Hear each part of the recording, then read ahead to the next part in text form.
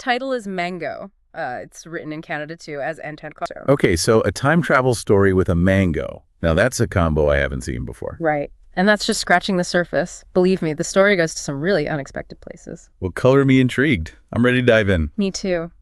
And I think our listeners are going to want to buckle up for this one because we're about to unpack some serious paradoxes and the implications of time travel. That sounds right up our alley. So let's get into it. What's the setup for this mango story? So the story starts with these two friends, Arun and Kabir. They're in the Salia region of Karnataka in 2025. And they've just finished their final exams. Ah, the carefree days of post-grad life. I remember those well. Right. And Arun has brought Kabir back to his village. It's kind of a homecoming for Arun. Okay, so we've got our setting and our main characters. Two friends back in the hometown. Anything else? Oh, yeah. Arun's also got a bit of a crush on this local girl named Ramya. Young love. That's always a good ingredient to spice things up. Yeah, it definitely adds a layer of complexity to the story. So anyway, Arun and Kabir are hanging out, just catching up, and all of a sudden, time freezes for like half a second. Wait, hold on. Time freezes. Like everything just stops. Yep, the river they're near stops flowing, birds are frozen in midair. It's like someone hit the pause button on the entire universe. Okay, that's pretty freaky, but this is where it gets even weirder. Oh yeah, because here's the thing. Only Kabir seems to notice this time freeze. Arun doesn't react at all, and there's no indication that any technology around them glitches or anything. That's really interesting. So is Kabir like some kind of chosen one or something? Why is he the only one affected? Honestly, the story doesn't explicitly say, but it definitely sets Kabir apart right from the start. Like maybe he's more sensitive to temporal disturbances or something. Or maybe it has something to do with events that happen later on. We don't know yet. Okay, I'm definitely hooked already. Yeah. So what happens after the time freeze? Well, moments after time unfreezes, they hear this strange sound and see a flash of light coming from behind a mango tree. Of course, a mango tree. All comes back to the mango. Right. So naturally, Arun and Kabir, being curious, guys, go to investigate. Any guesses about what they find? Well, it's not aliens or a secret government base or anything like that. What they discover is this really bizarre door. It's just standing there next to a rock, radiating darkness and making this weird humming sound. A door. That's a bit anticlimactic, isn't it? You'd think so, right? But it gets way more interesting. And right next to the door under the mango tree, Arun spots a fresh mango and a tablet. Like one of those modern slate devices. Okay, I'm sensing a pattern here. Mango. Mango, mango. This fruit is definitely not just a snack in this story. You got that right. The mango is a major player in all of this. And the tablet, well, that's where things really start to get wild. Let me guess. The tablet is some kind of ancient artifact with cryptic messages. Nope. Even crazier. The tablet actually displays a warning message. And get this, Arun and Kabir quickly figure out that the tablet and the mysterious door are parts of a time machine. Wait a minute. They just stumble upon a time machine under a mango tree. Yep. It seems too easy, right? But that's the beauty of this story. It takes these fantastical sci-fi concepts and presents them in these really ordinary settings. Okay, so the door is like the portal and the tablet is the control panel. Exactly. You can input the date, time, and location you want to travel to on the tablet, and then boom, you step through the door and you're there. Okay, now that's just cool. Yeah. So are there any rules for using this time machine? Like any precautions or anything? Well, there is a warning on the tablet that pretty much says altering even small events in the past can have huge consequences. That's pretty ominous. Yeah, but of course our intrepid heroes aren't exactly known for their caution. Oh boy, this is gonna be good. You know it. But before we get to their time-traveling shenanigans, there's one more important detail about the tablet. It also has a travel log with photos. It basically records every trip that's been taken with the time machine. Ah, so there's a history to this thing. It's not just a brand new invention. Exactly. And the first entry in the log is from someone named Ravi Varma.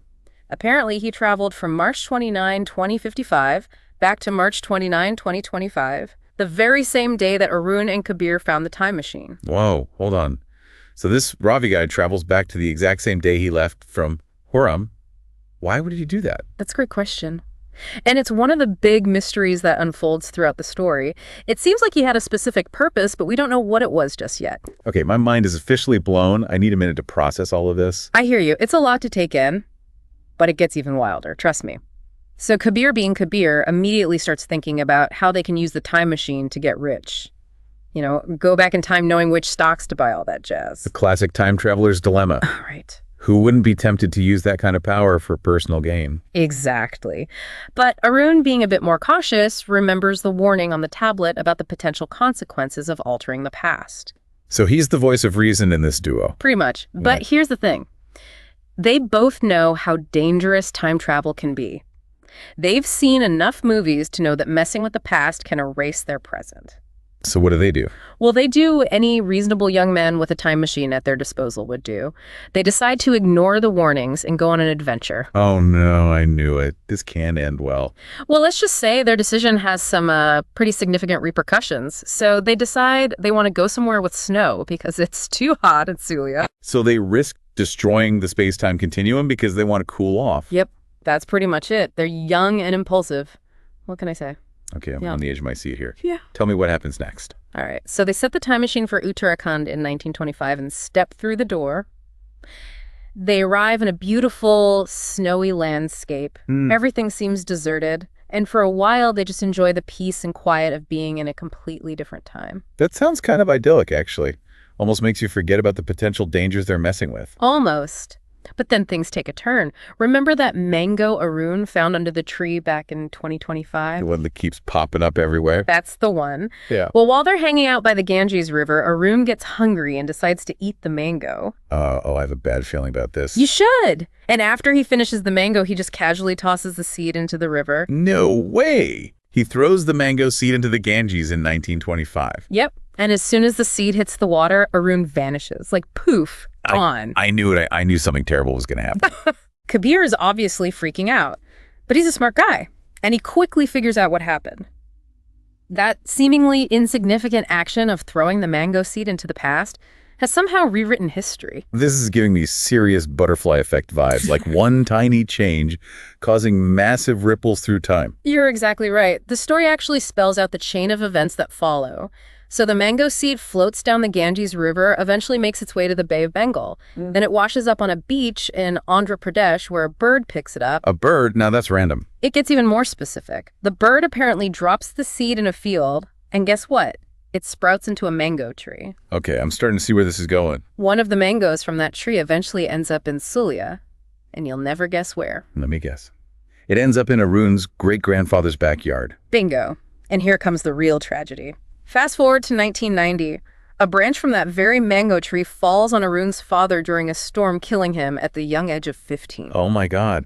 So Arun basically erased his own existence by throwing that mango seed into the river. Yep, because his father died before he could marry and have Arun.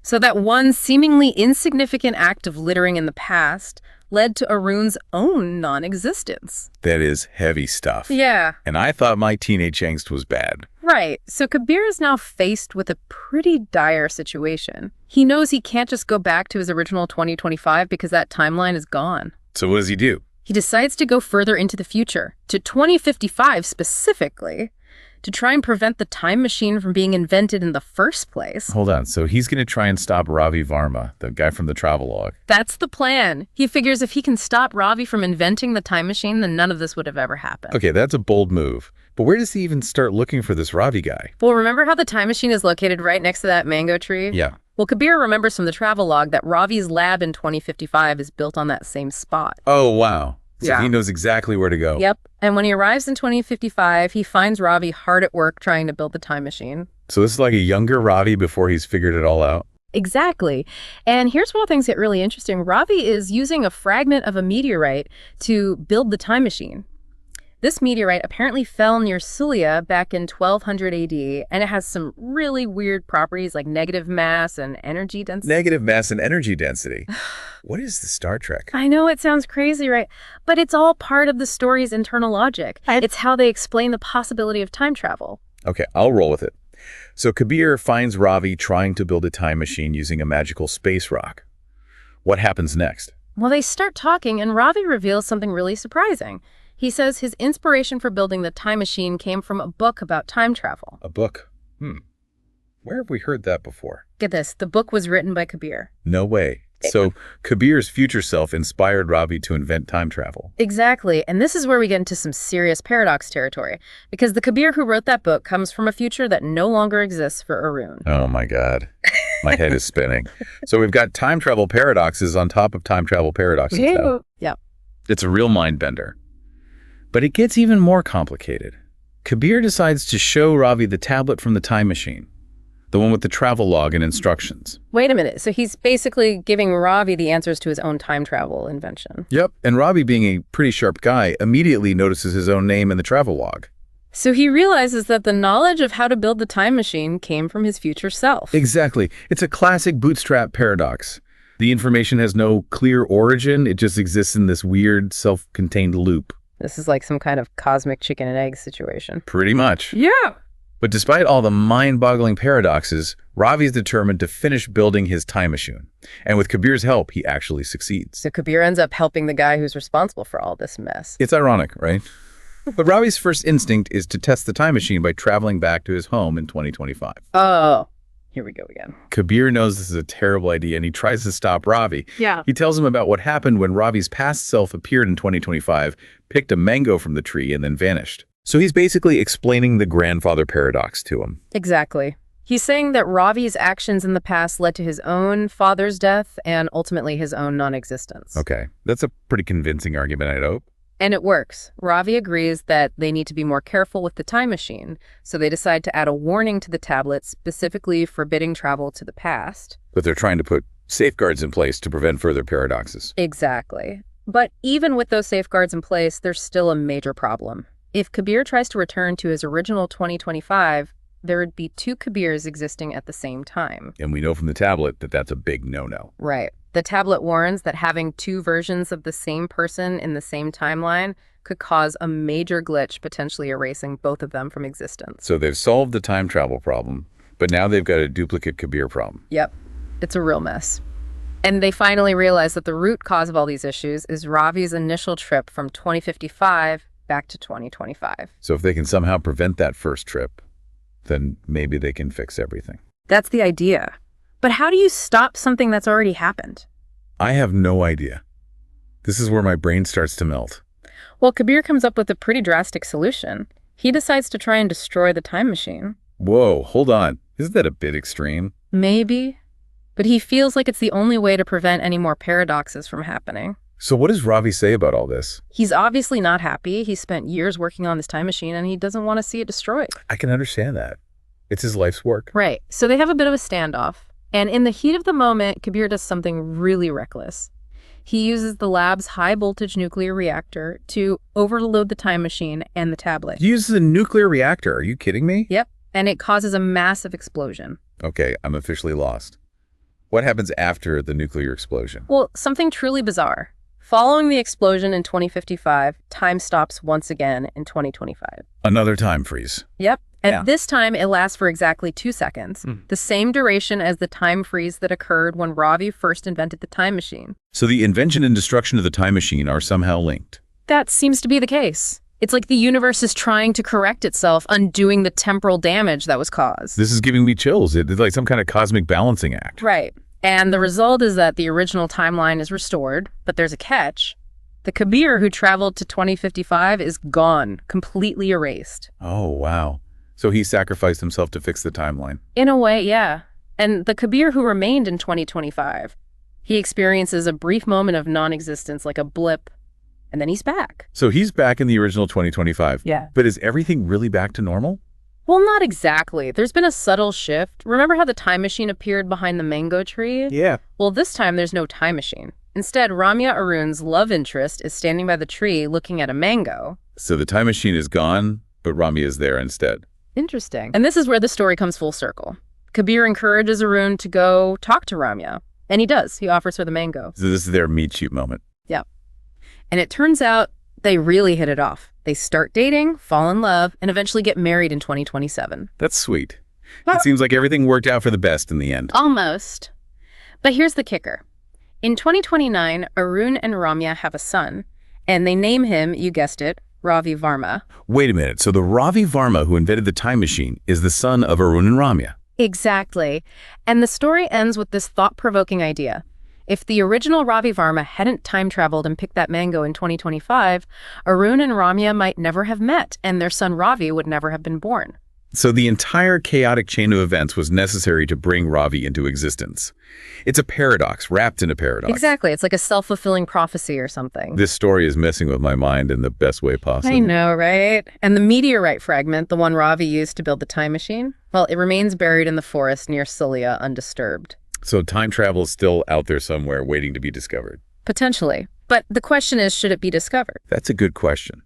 And this story definitely makes you think twice about the potential consequences of messing with the past. Absolutely. It shows that even the smallest actions can have massive unforeseen ripple effects throughout history. And it really highlights the interconnectedness of everything in the timeline.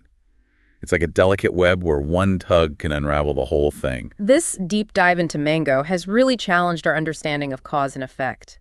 It's made us question whether we should ever try to change the past, even if we think we're doing it for the right reasons. It's a cautionary tale about the unintended consequences of our actions and the importance of respecting the natural order of time. And it makes you wonder about all the seemingly small decisions we make in our own lives and how they might shape the future in ways we can't even imagine.